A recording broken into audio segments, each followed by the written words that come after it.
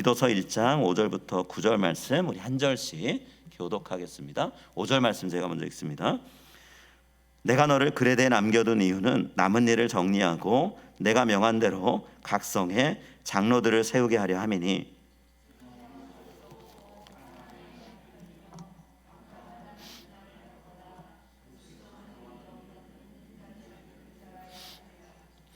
감독은 하나님의 청지기로서 책망할 것이 없고 제 고집대로 하지 아니하며 급히 분내지 아니하며 술을 즐기지 아니하며 구타하지 아니하며 더러운 이득을 탐하지 아니하며 나그네를 대접하며 선행을 좋아하며 신중하며 의로우며 거룩하며 절제하며 함께 읽습니다. 믿음 말씀의 가르침을 그대로 지켜야 하리니 이는 능히 바른 교훈으로 권면하고 거슬러 말하는 자들을 책망하게 하려 함이라. 아멘.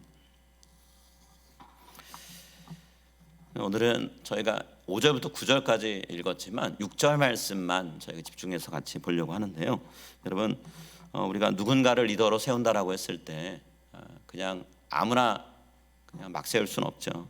무언가 우리가 살펴보고 점검해야 될 부분들이 있는데, 누군가를 리더로 세울 때 오늘 바울은 6절 말씀에서 제일 먼저 얘기하는 게 뭐냐면 그 사람의 생활 전반을 보라라고 이렇게 얘기하고 있어요. 어떤 삶을 살고 있는지를 잘 살펴봐라.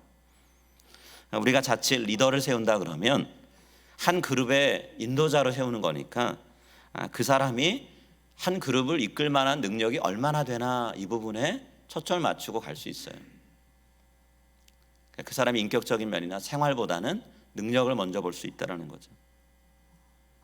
근데 오늘 성경은 리더가 될 만한 후보의 능력을 보기 이전에 그 사람의 삶이 어떤가를 먼저 들여다보라 얘기합니다. 능력만으로 이끄는 게 아니잖아요. 삶 전체를 통해 성도도 이끌고 그룹을 이끌게 되죠. 그래서 장로로 세우려고 하는 후보가 있다고 하면 그 사람의 삶에서 무엇을 살펴야 되는가, 오늘 바울은 그 이야기를 6절에서 하고 있어요. 자, 장로 후보의 삶 중에 어디를 특히 들여다보라 그러나요? 가정생활을 들여다보라라고 얘기하고 있어요. 한 가정의 가장으로서 장로 후보가 될 만하다라고 여겨진 사람이 있다면 가족들을 어떻게 이끌고 있는지 주목해 보라는 거예요. 가정에서 이 사람은 어떤 모습의 삶인지를 잘 보라는 거죠. 특히나 바울은 제일 먼저 얘기하는 게 뭐냐면 책망받을 것이 없는 사람이 된다 얘기합니다. 이 말씀을 오해하면 완벽한 사람이라고 이야기할 수 있는데 그건 아니고요. 장로로 섬길 만하다고 여겨지는 후보가 있다면 교회 안팎에서 비난받을 만한 일을 하고 있거나 했는데 그것이 여전히 문제가 되는 그런 사람은 안 된다는 거예요. 그 문제가 해결이 먼저 돼야 된다는 거죠. 여러분, 지탄을 받을 만한 일을 하고 있는 사람을 교회 리더로 세우게 되면 어떻게 되나요? 교회 공동체가 전체가 비난을 받게 되는 거예요. 그리고 그 사람으로 인해서 위태로워진다는 거죠. 가정을 위태롭게 하는 그 일이 단순히 가정으로 끝나는가? 그렇지 않다라는 거예요. 교회 공동체 안에서도 반드시 문제를 일으킨다는 거죠. 그렇기 때문에 그 사람의 삶에서 문제가 되는 부분이 있다면 그 부분 먼저 해결을 해야 된다는 거예요. 자, 바울이 책망할 것이 없는 장로 후보 자격 요건이라고 얘기하면서 두 가지 구체적인 예를 들고 있어요. 책망할 게 없다 그러면 완벽한 거, 그걸 추구하는 건 아니라 그랬죠. 우리가 인간이고 연약한데 어떻게 완벽하겠어요? 문제가 있죠. 뭔가 잘못할 수 있습니다. 그러나 우리가 장로 후보가 되기 위해서 반드시 봐야 될 것이 있다면서 두 가지를 얘기하는데요. 첫 번째는 뭐냐면 장로 후보가 되는 사람은 건강하고 건전한 결혼 생활을 유지해야 된다는 거예요. 지금 결혼한 상태라면 그 결혼 관계가 어떤지를 봐야 된다는 거죠. 그래서 본문은 이 부분을 얘기할 때 한 아내의 남편이며 라고 표현하고 있어요. 한 아내의 남편이며. 자, 그레데라는 것은 항구 도시라고 말씀드렸죠. 항구는 사람들이 많이 오갑니다. 특히나 외지 사람들, 선원들, 많은 사람이 오가요. 그러다 보면 오랫동안 배에서 생활한 남성들을 위해서 술집이 발달돼 있고 매춘을 위한 그런 장소들이 자꾸만 늘어나게 돼 있어요. 성적으로 문제가 생길 수 있는 일들이 많은 것이 그레데라는 섬이라는 거죠. 자, 이런 곳에서 건강한 가정 생활을 유지하는 건 굉장히 어렵죠. 근데 또 한편으로 생각해 보면 어렵지만 반드시 필요한 일이 건강한 가정 생활을 이루면서 사는 거예요. 가정이 무너지는 일 이때도 많았고요. 지금 우리 시대에도 이 부분은 아주 중요하죠. 건강한 가정이 세워진다는 게 얼마나 어려운지 몰라요. 지금 미국 사회가 오랫동안 씨름하고 있는 문제 중에 하나가 뭔가요? 남성과 여성이 결혼하지 않고 동거합니다. 그리고 서로 살다가 마음 안 맞고 뭔가 어그러진다 싶으면 헤어져요. 서로에게 책임감 있는 관계를 유지하고 싶지 않은 거예요. 아니다 싶으면 깨끗하게 떠나자 하면서 동거하는 문화, 수십 년 전부터 이 미국 사회는 성행하고 있어요. 자, 그런가 하면 또 이런 경우도 있죠. 엄연히 아내와 가정을 이루고 살고 있어요. 그런데 남편들이 다른 여인을 마음에 품고 그 여인과 연애하고 데이트하고 살림을 차리는 일들도 여전히 지금도 있다라는 거예요. 두 집 살림하는 경우 종종 벌어지죠. 고대는 어땠을까요? 한 남자가 여러 여자를 아내로 두고 살아가는 경우가 더 빈번했죠. 특히나 중동 지역 같은 경우 일부 다처제 지금도 유지가 되고 있잖아요. 우리는 성경에서 한 남성이 여러 아내를 두었다가 가정적으로 문제가 생겼던 예들을 참 많이 보게 돼요. 아내들끼리 싸움이 벌어지고 그 아내들을 통해 낳아진 자녀들이 서로 주도권 싸움을 하거나 아버지의, 어머니의 사랑을 독차지하려고 애를 쓰는 걸 보게 되죠. 믿음의 조상이라고 알려진 아브라함 가정만 봐도 알 수 있죠. 사라와 하갈이 분쟁해서 결국 이스마엘과 하갈이 쫓겨나는 일이 벌어지죠. 야곱이 형 에서의 장자권을 가로챘다가 살기등등한 형의 그 눈빛, 그 이야기를 들으면서 멀리 피하죠. 외삼촌 집에 갑니다.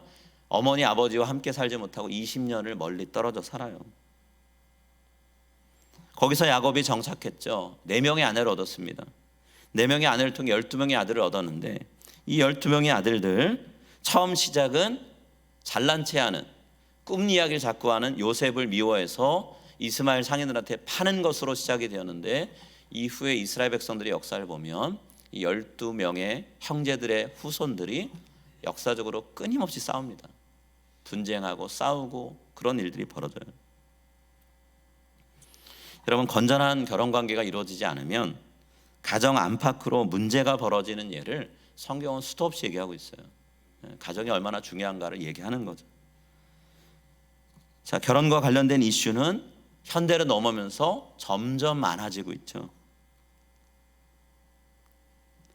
가부장적이고 폭력적인 남편 때문에 폭력과 억압에 시달리다가 아내들이 사는 것이 힘들다라고 호소하는 일들을 많이 보잖아요. 바울이 살던 시대라고 그런 문제 없을까요? 지금 우리 시대만 그런 게 아니잖아요. 고대 사회도 지역에 따라 문화에 따라서 여성이 남성의 소유물로 여겨지는 경우가 많았죠. 가부장적인 사회이다 보니까 남성만 목소리를 낼 수 있는 일들이 많았단 말이에요. 오죽하면 성경에도 율법에서 음행이라는 문제 이외에 아내를 버리면 그리고 다른 여자와 결혼하면 그거 간음하는 거다라고 하면서 율법 규정으로 엄격하게 이 부분을 금하고 있을까요? 남편의 폭력 때문에, 폭언 때문에 아내가 상처 입거나 죽임을 당하는 일들이 얼마나 많아요. 요새는 또 거꾸로도 있죠. 매 맞는 남편 이야기가 적지 않게 들려요.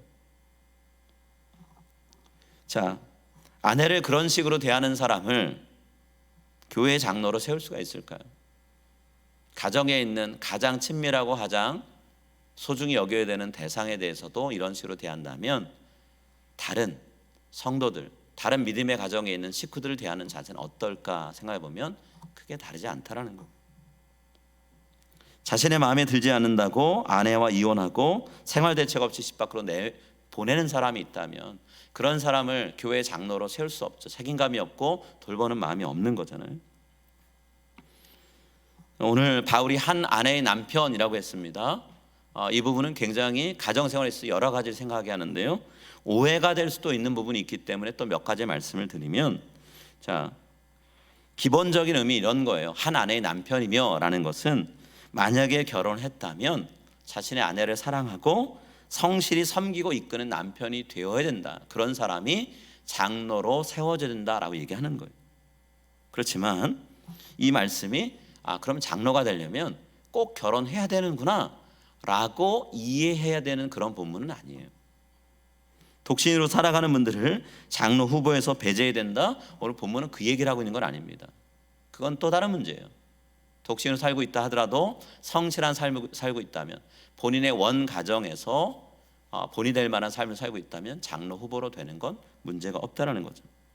자, 또 한 아내의 남편이라고 그랬으니까 이건 남자들만 얘기하는 거구나, 장로는 남자들만 될 수 있는 거구나 라고 해석하면서 여성을 장로 후보에서 배제하는 거, 지금 바울이 의도하는 바가 아니에요. 소위 보수적인 교회들은 오늘 본문 말씀 그리고 다른 성경 말씀들을 근거로 해서 여성은 목사 안수도 못 받고 장로 임직도 하면 안 된다라고 얘기를 하죠. 그래서 신학 교육을 받고 오랫동안 교회에서 사역했던 수많은 여성 사역자들이 차별받고 상처 입고 기다림에 지쳐서 결국 교회 봉사를 내려놓는 일들이 너무나 많아요. 며칠 전에도 한국 교단 뉴스를 보니까 여성 전사님들이 우리에게도 목사 안수를 받고 사역할 수 있는 기회를 달라라고 호소하는 호소문을 내셨더라고요. 그 호소문이 비단 며칠 전에 있었던 그 일 때문만이 아니라, 그때만이 아니라 수십 년 동안 계속되는 이야기예요. 해결이 안 되고 있어요. 자, 이 말씀을 또 오해하면 어떤 게 될까요? 한 번 결혼하면 이혼하면 큰일이야. 끝까지 평생에 단 한 번의 결혼, 그것으로 끝나는 거야. 그걸 어기는 사람은 장로 되면 안 돼라고 이해해야 되는가? 그것도 아니에요. 그렇다고 바울이 이혼을 권장하느냐? 그건 아닙니다. 그러나 아내나 남편이 죽음을 통해서 어쩔 수 없이 사별하는 경우들이 있을 수 있죠. 또 사별까지는 아니지만 다른 이유에 의해서 결혼관계를 유지 못하는 경우도 있을 수 있어요. 자, 이런 분들이 이후에 다른 남성이나 여성을 만나게 됩니다. 재혼을 하게 됩니다. 그러면 재혼 경력이 있는 사람은 장로로 세울 수 없는가? 바울이 얘기하는 의도가 그것도 아니에요. 물론 그러나 결혼관계가 어떤가를 중요하게 보라고 했기 때문에 이혼이나 재혼이 이루어지게 된 원인, 이유가 장로 후보가 명백히 잘못했고 그 잘못이 고쳐지지 않은 상태라면 그럴 때는 장로 후보로 세우는 것이 어렵겠죠. 문제가 되겠죠. 아주 위험한 결정이 될 수 있어요. 바울은 그런 부분은 살피라고 이야기를 하고 있는 거예요.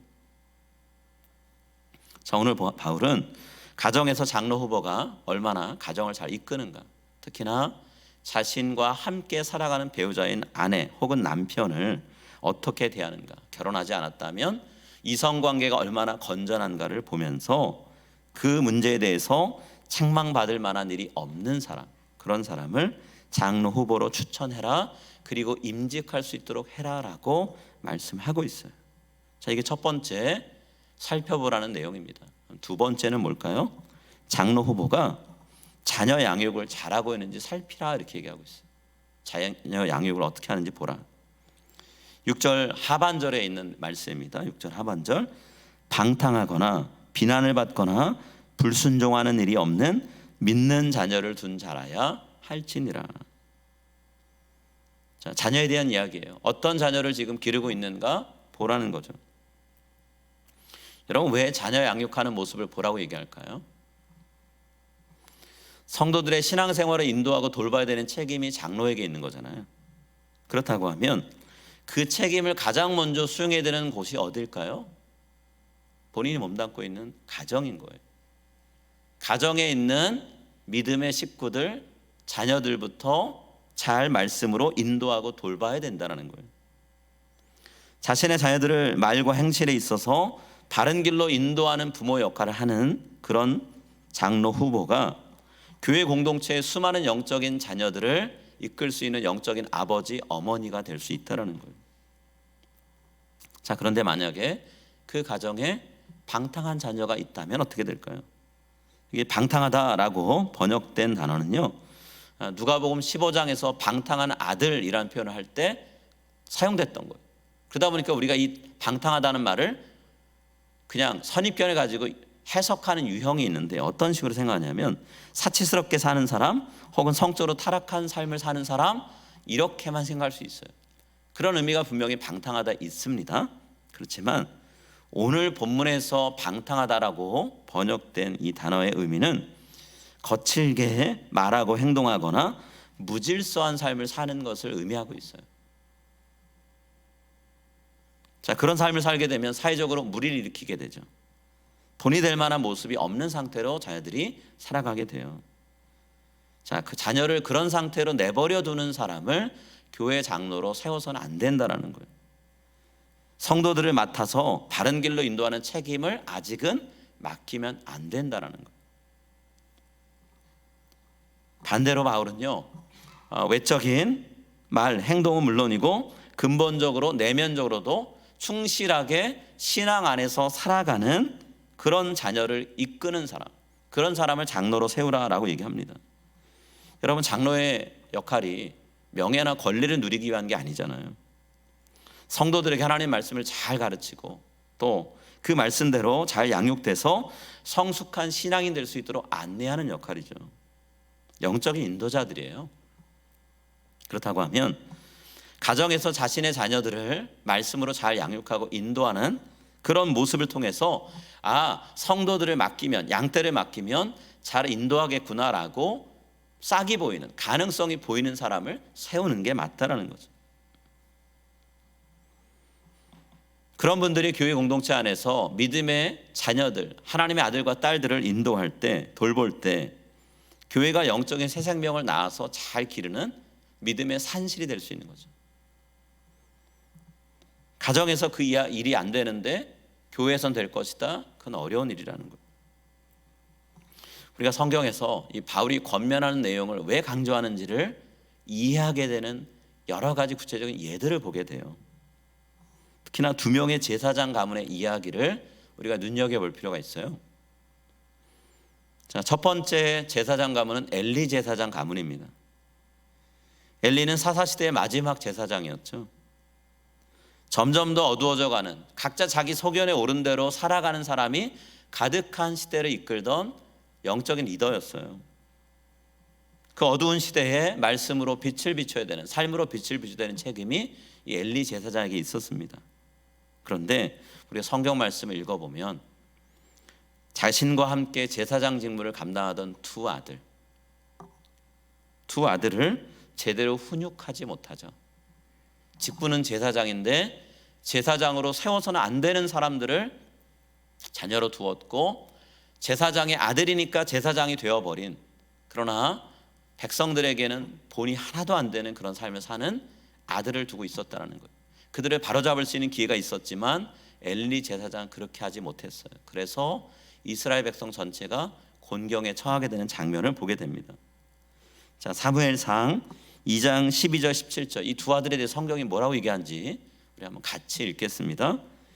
엘리의 아들들은 행실이 나빠 여호와를 알지 못하더라.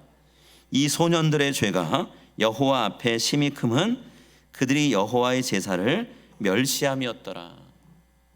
여러분, 이 말씀을 제사장들을 두고 한 말씀이라는 걸 염두에 두고 읽으셔야 돼요. 엘리의 아들들은 홈리와 비나스인데 두 사람 다 제사장입니다. 그런데 행실이 나빴고 여호와를 알지 못했대. 제사장이 여호와를 알지 못하면 백성들은 여호와를 알까요?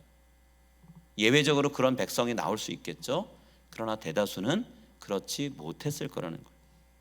제사장이면 제사를 정성껏 드려야 되는데 여호와의 제사를 멸시했대요. 자, 여기서 끝나지 않죠. 다음 말씀도 한번 읽도록 할게요. 제가 읽겠습니다. 엘리가 매우 늙었더니 그의 아들들이 온 이스라엘에게 행한 모든 일과 회막문에서 수종드는 여인들과 동침하였음을 듣고 그들에게 이르되, 내 아들들아, 그리하지 말라. 내게 들리는 소문이 좋지 아니하니라. 너희가 여호와의 백성으로 범죄하게 하는도다. 그들이 자기 아버지의 말을 듣지 아니하였으니 이는 여호와께서 그들을 죽이기로 뜻하셨음이더라. 아버지가 마음을 먹고 자녀들에게, 두 아들에게 훈계합니다. 너희가 하나님 앞에서 음행을 저지르고 해서는 안 되는 일을 했다, 고쳐야 된다라고 얘기했지만 두 아들은 듣지 않았대요. 방탕하다라는 의미가 이런 의미가 될 수 있습니다.